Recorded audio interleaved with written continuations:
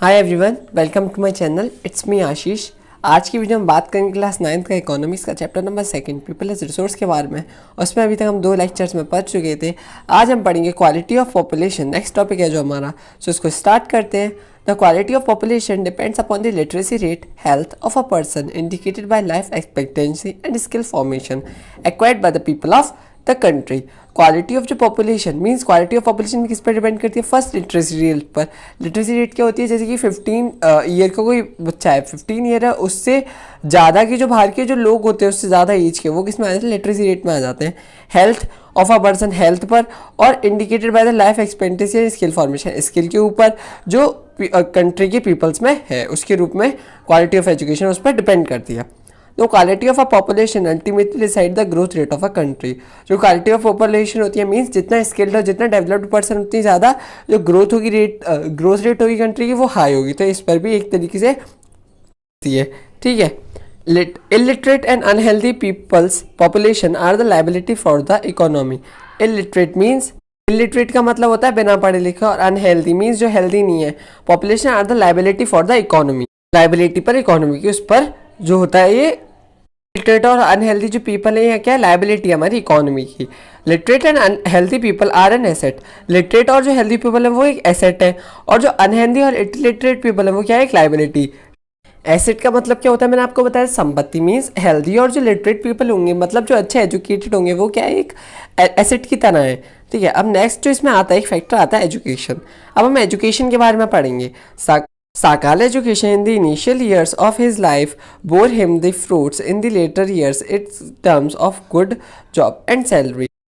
इसका मतलब क्या है कि जो साकार की जो इनिशियल जो एजुकेशन थी उसमें उसको बाद में एक अच्छा मतलब एक गुड फ्रूट इसमें इसलिए यूज़ हुआ है कि उसको एक अच्छा फल मिला उसकी मेहनत का, उसको एक अच्छी जॉब मिली, उसको एक अच्छी सैलरी मिली।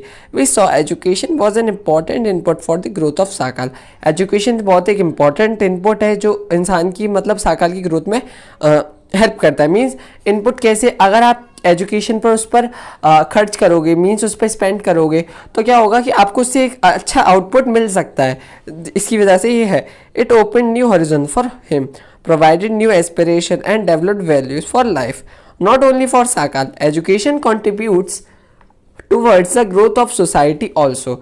एजुकेशन सिर्फ साकाल के लिए नहीं है, वो एक पूरी सोसाइटी के लिए एग्जाम्पल है। मीन्स आप अगर किसी ऐसी सोसाइटी में रहते हो जहाँ पर एजुकेशन का मतलब कोई महत्व नहीं है, तो वहाँ से जैसे एक बच्चा जो है उसने एजुकेशन ली और वो अच्छे एक स्तर पर चला गया, उसे एक अच्छी सैलरी मिली, उसकी अच्छी एक रेपुटेशन है।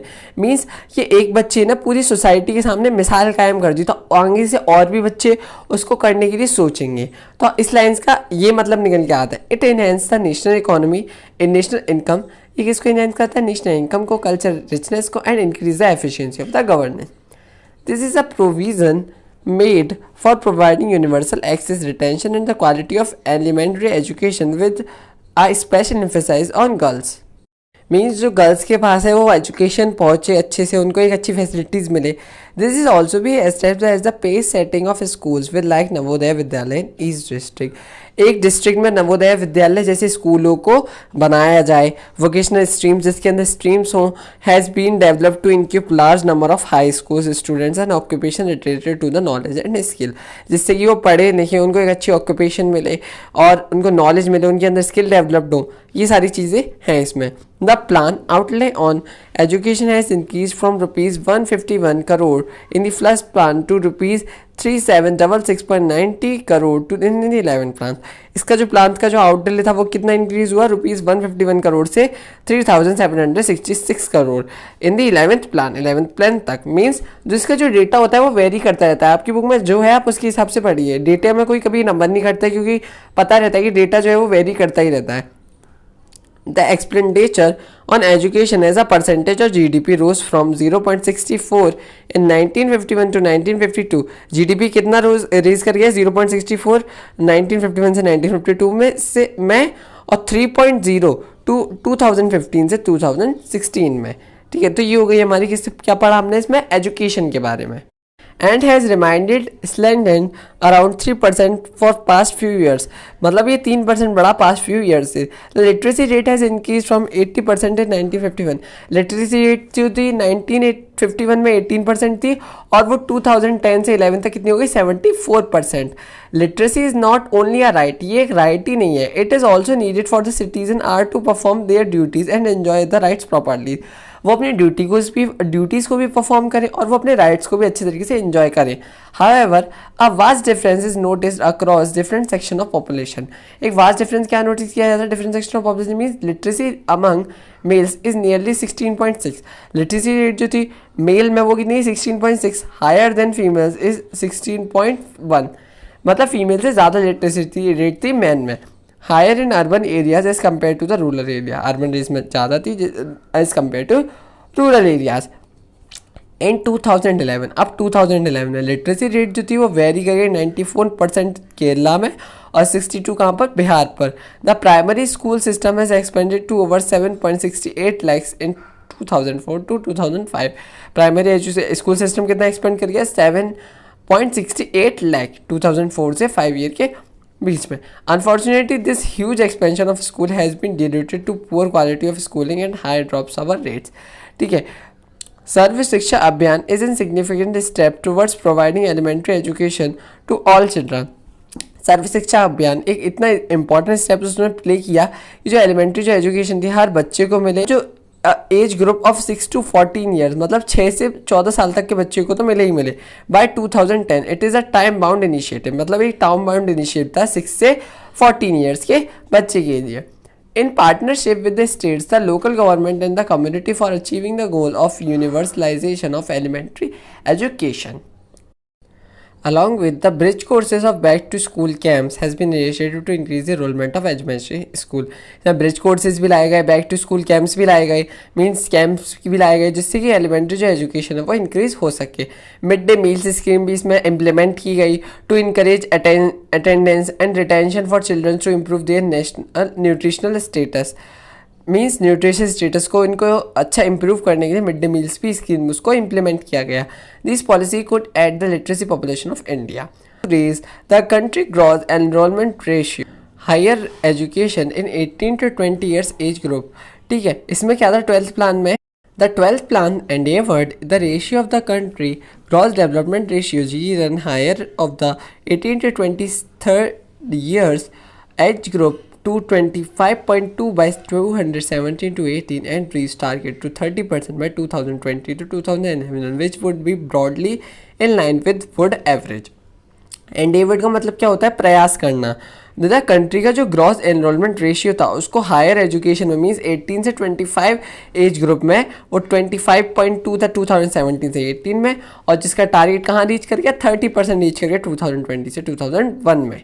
The strategy focuses on increasing access, quality, adoption and state-specific curriculum modification. ये स्ट्रेटेजी किसने बनाई की थी क्योंकि जो एजुकेशन की क्वालिटी है उसको इंक्रीज़ किया जाए, इन्हेंस किया जैसे एडॉप्शन और state specific curriculums modification of vocational station and networking is the use of information technology. The plan also focus the distance education. ये प्लान क्या है डिस्टेंस एजुकेशन को भी फोकस करते थे मीन्स जैसे फॉर्मल है नॉन फॉर्मल है डिस्ट्रिक्ट और IT education institution over the past 50 years. अब पास्ट के पिछले 50 सालों में there has been a significant growth in the number of universities.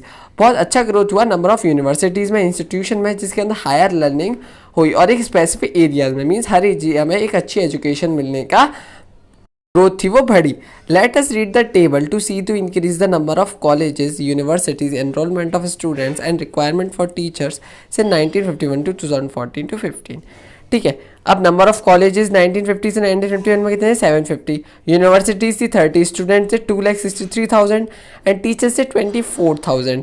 अब आप इसमें लास्ट वाले में आओ 2014 से 15 में तो नंबर ऑफ कॉलेजेस आप देख सकते हो किस हद तक बढ़े हैं 40,760, university 711 students 1 stands 100,000 10 lakh crore 2,65,85,437 and teachers means ये काफ़ी एक अच्छा डेवलपमेंट आया एजुकेशन के बाद जो दूसरा फैक्टर आता है वो क्या होता है health.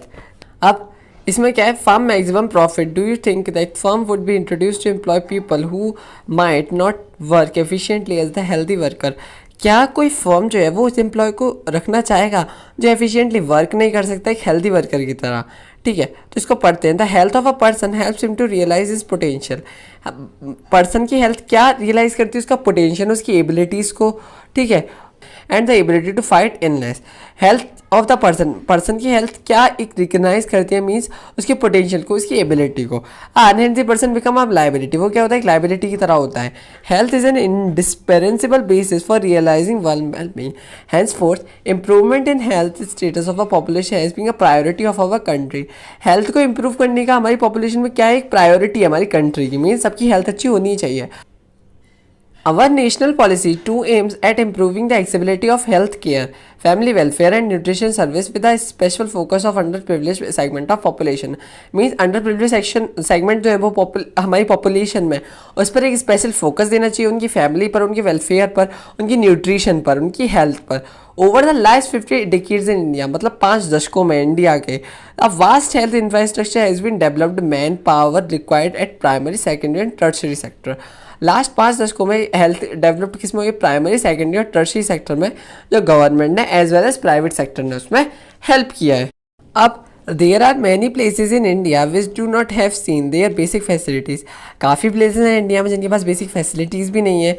There are only 381 medical colleges in the country, यहाँ पर 381 मेडिकल कॉलेजेस हैं, जिसमें 301 डेंटल कॉलेजेस हैं। Just 4 states in Andhra Pradesh, Karnataka, Maharashtra and Tamil Nadu have maximum number of colleges. जिसमें क्या है, मैक्सिमम नंबर ऑफ कॉलेजेस हैं इन 4 स्टेट में, जिसमें कौन सा आता है, आंध्र प्रदेश, कर्नाटक, महाराष्ट्र एंड तमिलनाडु।